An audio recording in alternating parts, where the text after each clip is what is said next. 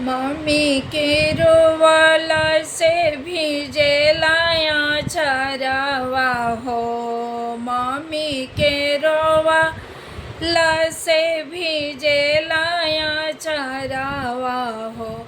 पापा के कठिन करे जय लाला। पापा के कठिन करे जय लाला। चाची के रोवाला से भीजे लाया चरावा हो। चाची के रोवाला से भीजे लाया चरावा हो।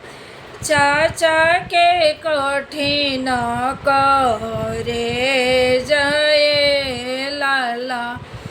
चाचा के कठिन करे जय लाला।